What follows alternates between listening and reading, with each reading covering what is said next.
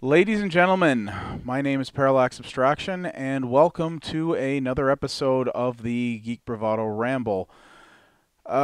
This is a video I was not expecting to have to record today, and really wish I didn't have to record today.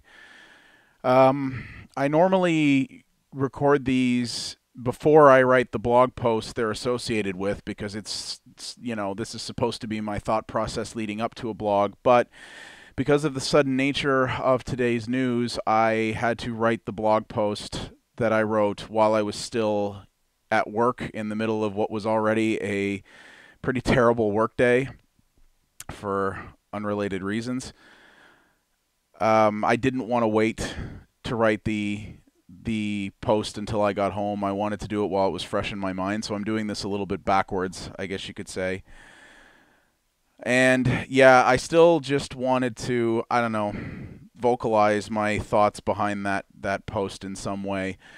So I am certain you are aware of this already if you're watching this, but just in case you are not, Ryan Davis of Giant Bomb passed away on July 3rd, actually. But it was actually just revealed to the general public today so that they could have time to, as I understand it, have his funeral and everything else without the sort of public spotlight on everything, which I understand completely.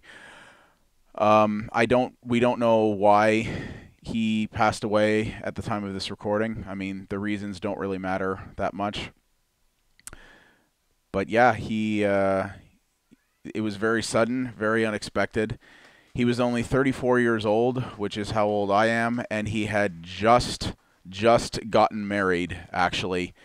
He was not on last week's Giant Bomb cast, which is a fairly rare thing in and of itself, and that was because he was on his honeymoon. I'm really happy that Ryan got to have his wedding day. I'm really thankful he got that, but it is a incredibly tragic turn of events, both for Giant Bomb, the staff, the community, and for the gaming medium as a whole. To say nothing of Ryan's other family and friends. Uh, yeah, it really sucks. It's incredible, and that I've never met Ryan personally. It's something I really wish I could have, but I never had the chance to actually meet him face to face or talk to him in any real significant way. But it's amazing how I've felt all day, and so have many others, if the internet's any indication, as if I've lost an actual friend. And I don't know what that says about me. I know it says something amazing about Giant Bomb. Their mission there is to be very personality focused, and that is something that has clearly worked given the outpouring of emotion that has been shown today. And I think that's really amazing. And yeah, I have been, my heart plummeted into my stomach when I read that post today. And I read a lot of people in the games press, and I don't think anybody but either the Giant Bomb guys or the Gamers with Jobs guys would bring out that type of feeling. I am really kind of heartbroken, to be honest with you. He was quite a guy. I mean, larger than life personality. He was one of those guys who was very blunt, didn't have a problem saying exactly what he thought, and yet somehow always managed to bring an energy and a vivaciousness, I don't know, into any room. You know, he could take a room that was full of a bunch of stuffy video game people, you know, video game either executives or developers who are not used to talking to people and who are normally very shy and very reserved, and just turn it into a place where everybody felt relaxed and at home and free to think, to say what they thought. And few people can do that the way he did. It was really quite something. Giant Bomb and its community as a whole are definitely much poorer today without him. Um, I've no doubt that Giant Bomb will continue uh, to endure and to thrive in his absence, but he has left a void, a unique void that I don't know if can ever be filled, and it is 34 is way too young, man, and it's really tragic. It's yeah. I don't know what happened, but it is just not right, and it is so unfair that he just got he just got married. He barely got to enjoy married life, and then this happened. I don't know. In all this, I think, other than Ryan's family, I think the person I feel most sorry for right now is Patrick Klepek, without a doubt. I can't imagine the roller coaster that poor guy is on, must be on right now. He just left San Francisco to move back to Chicago. He missed Ryan's wedding as a result of how his moving plans ended up working out. And he moved back to Chicago right around the first anniversary of his father's death. And then this happened.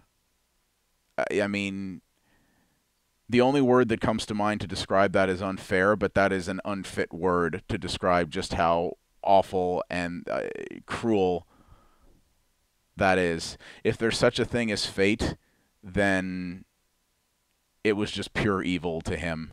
And I can't imagine what he's enduring right now, but I mean, I offer my sympathies and my best to everyone at Giant Bomb and everyone who knew Ryan as a real friend, but I can't imagine what Patrick's going through right now, and my heart truly goes out to him. I wish him nothing but the best. I'm glad, at least, that he is back in Chicago, surrounded by family, that can hopefully help him through this. But yeah, I don't know. I really don't know I don't know what to think today. I mean, I was having a bad day to begin with, but I truly feel like I've lost someone I knew today, and it is my brain is having a hard time parsing that because it's not someone I knew, and yet it still feels like that, and I don't know.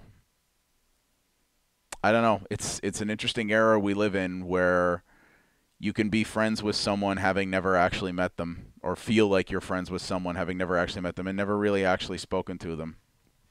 And it's both good and has the potential for extra sadness, I guess. And I guess that's what I'm parsing right now. Anyway, so the purpose of the blog post I wrote today was not just to write another generic, rest in peace, you will be missed message about Ryan, which, I mean, there is that in there as well, but I thought this would be an interesting time to share a rather interesting life lesson that I learned courtesy of Ryan Davis. And I felt compelled to write it as a compliment and a tribute to him because I think the story is very complimentary towards him and really shows an impact that he had on a life, even if he will never know now. And it sucks because to be able to tell the story, I have to tell a story that involves two principal characters, one being him, the other being me. And I feel really self-conscious about that because this is the time to tell positive stories about Ryan like that, but the story involves me in a very significant degree, and I didn't want it to be about me. I don't want it to sound, conceited and self-absorbed. So I apologize if the post came off that way in any way, or if it seems that way now. It's not my intention to do that. This is something that I think one of the greatest compliments that you can pay a person is to say that they had a material impact on your life, even indirectly, and a positive impact on your life, and that you learned something valuable from them. And that's definitely the case with this. So yeah, well, the story is that a couple of years back, I want to say, I think it was in 2009 or 2010. I can't remember which. Ryan blocked me on Twitter. He blocked my account name so that I couldn't see what he was writing and I couldn't write to him.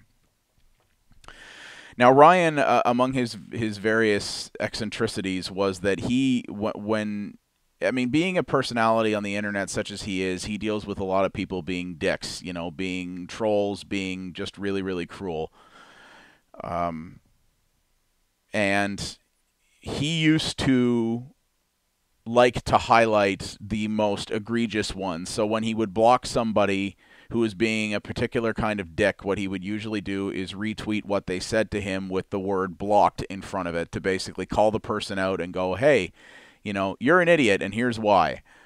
Which I thought was pretty cool, actually, because he usually only did it to people who there was no ambiguity in what they said. You knew they had it coming.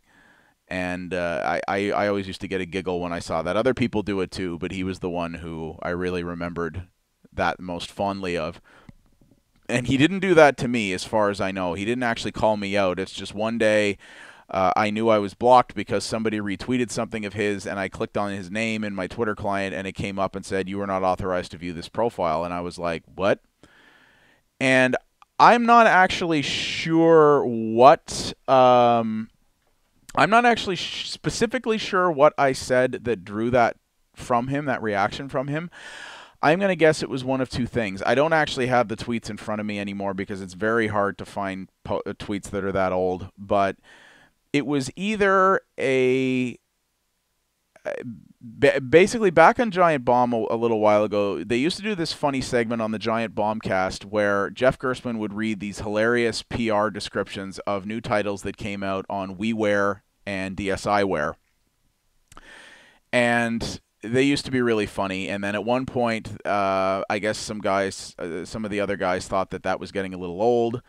And they said they didn't want to do it on the podcast anymore. So Jeff did this little stunt where he created sort of his own podcast, rival podcast that he recorded at home called the Nintendo Download Express, where he would do that. And it was pitched and shown throughout the site as this huge bitter rivalry, and the real Giant Bomb wasn't acknowledging it, and this is some rebel thing, and Jeff's like, we're fighting for the freedom to talk about Nintendo downloads and all this other stuff. It was really funny. It went on for a while, and then he stopped that as well. But yeah, Ryan said something, as part of that sort of fake rivalry thing about it, and I wrote something back to him. I can't even remember what it was now, but it was a remark that was designed to be taken in a sort of sarcastic jest, but probably came across a lot harsher and meaner than I meant it to sound. It was either that or another thing where he used to like to post a lot of tweets in all caps, which is just something a lot of people find annoying. And I was in a particularly foul mood that day, and I wrote some smarmy comment back to him about doing that. And those were both very close together, so it was one of those two posts probably that drew his ire. And you know what? Understandably so. I went and looked up those posts a while ago, and they were both really, really dickish and came across as very mean-spirited, and I would have blocked someone who said that to me. So he was right. He was absolutely right to do it at the time. And the thing with that is that I was going through some really, really dark times in my life a couple of years ago, and I'm not going to spend an hour relaying that sob story here because it's not important to this discussion today. Maybe I'll talk about it someday, but not right now. And I was extremely, extremely depressed at the time, and I was in a position where I wasn't able to get any help for it at that point, any meaningful help. And the problem that I've learned is that when you are angry and or sad all the time, you can develop a meanness to you, I guess. It's not even a good word for it, but you can develop...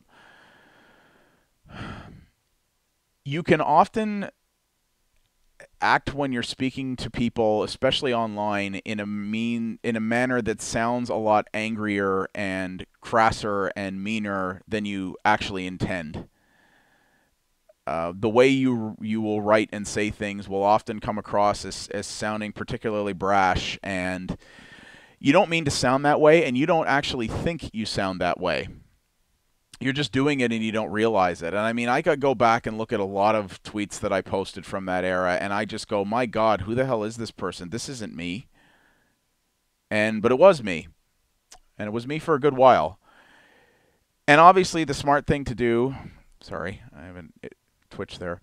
And obviously the smart thing to do at that time would have been to stay the hell off of social media, because when you have a free microphone and you're in a bad place, you probably shouldn't be standing in front of that microphone and saying stupid shit. And I did a lot, unfortunately. And yeah, Ryan was totally correct in blocking me at that point. And the funny part about it is that was an extremely dark time in my life, but one of the bright spots that helped me get through that period with at least some of my sanity intact was actually Giant Bomb and the Giant Bombcast. You know, the fact that those guys not only talked about video games in a way that I found interesting and engaging, but that they were just so damn funny, at least to me. Some people don't find their style of humor very funny. I find it hysterical. And the way that resonated with me really helped pull me out of some incredibly dark crevices that I had to live in for quite a while. And that's something he never knew, because I never told him. And it really saddens me that the last thing Ryan knows of me is that dickish tweet that got me blocked.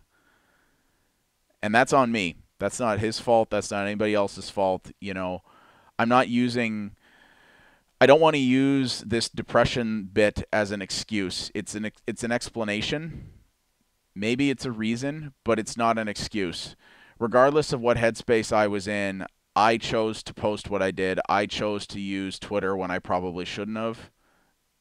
You know, I'm a big believer in personal responsibility and personal accountability, and I am accountable for what I did then, in all respects, including what I said to him. It's nobody's fault but mine.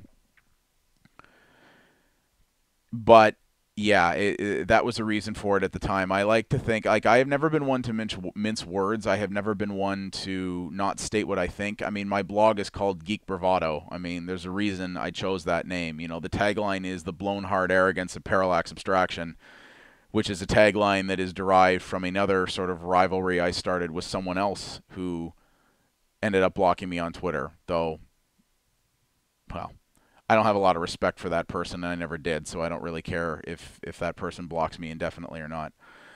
But there is a way to be blunt and to say what you think while also not being an asshole. And some people may disagree. I like to think that I have sorted that out now, and that I'm much better at it. Not perfect, but that I'm better than that now than I was back then. I am thankfully, thanks to my current employer, which I found in 2010, and their fantastic benefits, I have now managed to start dealing with my depression issues, which I have been for a while now. And I still got a lot of work to do, but they're much, much better. Much, much better, much more manageable. And I'm controlling those impulses. Sometimes I still get a twitch to post something angry and lashing on Twitter, and I'm much better now at stopping myself before it gets to that point.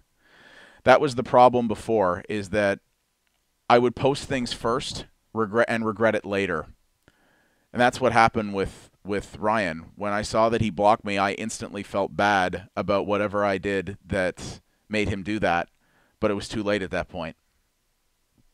You can't apologize to someone when they blocked you because they can't read what you say. So that's what happened there. And the saddest part about all this for me, for this story, is that I had ample opportunity to try to make this right. And because of my own continued stubbornness, awkwardness, and ability to procrastinate, now it will never be possible. What I'd wanted to do for a long time was to send Ryan a PM on Giant Bomb, which I know he reads. Those guys read all that stuff, and basically tell him, "Hey, man, this is who I am. This is who I am on Twitter. You very likely don't remember why, but you blocked me approximately this time, likely for one of these reasons. And I just like to say that I'm sorry for that.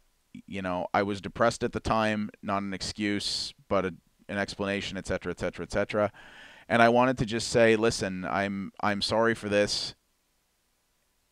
I hope that you can forgive me for that, and that you would maybe consider unblocking me so that I can follow what you have to say again, and just leave it at that. And I would, you know, and it would be up to him. If he chose not to unblock me, I would understand. But my hope is that he would have accepted my apology. He would have forgave me for what I said, and understand what I was going through that contributed to that, and that would be that. But a problem that I have, and that I continue to have to this day, is that I still have a very hard time. I have a very hard time taking initiative when it comes to something like that. When it comes to either asking for forgiveness or trying to make amends in that way. It's not that I have a pride issue where I don't want to ask forgiveness because I see that as admitting defeat or weakness, because I have no problem doing that. I'm willing to admit when I'm wrong, and I know I was wrong. It's not the actual act of doing that does it. But there's something about when I'm in a position where I need to reach out to somebody in that way. And I have other elements of my life right now that, again, I won't go into, where I need to take similar kinds of action.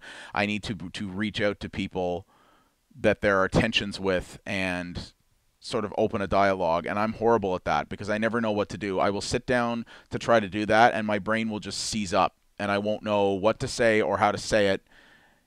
If there's one thing I can do, it's talk a lot, and I'll run into that problem, and I just won't know what to do about it, and I won't know what to say.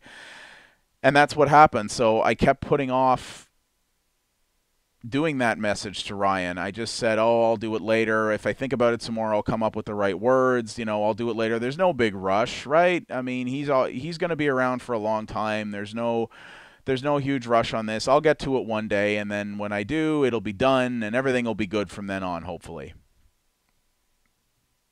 You know, how many lessons and anecdotes and stories do we need to hear about what happens when people procrastinate too much, and how many things they end up not being able to do that they'll never have a chance to because they waited too long? There it is. Now it's too late.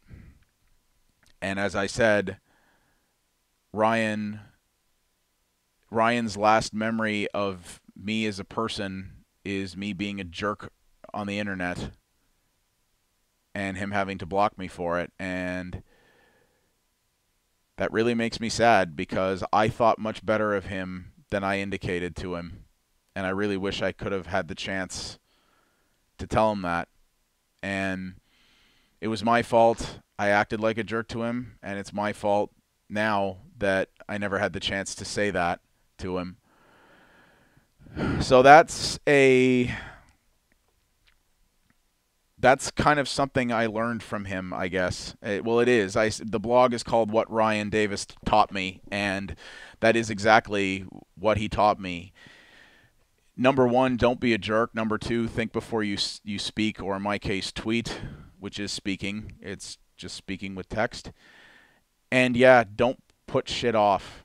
If there's something you want to do and that you know you need to do it, then just, even if it's hard, then work through it. You know, I should have said, okay, I want to do this. I'm going to sit down at this computer, and I'm going to figure out this personal message to Ryan Davis, and I'm not going to stand up until I do it, and I do it right.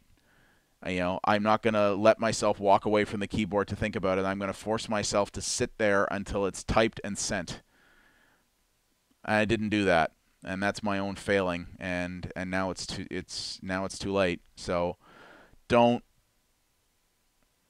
don't put that off just because it's a challenge. Make yourself fight through it. Make yourself do the right thing if you think it's the right thing. And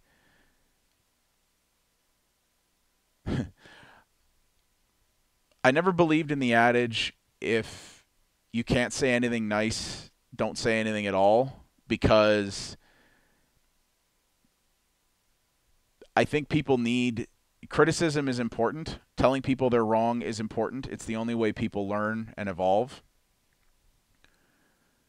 But there is a way to say something not agreeable without being mean about it. And that is something that society as a whole has lost a lot of in the internet age.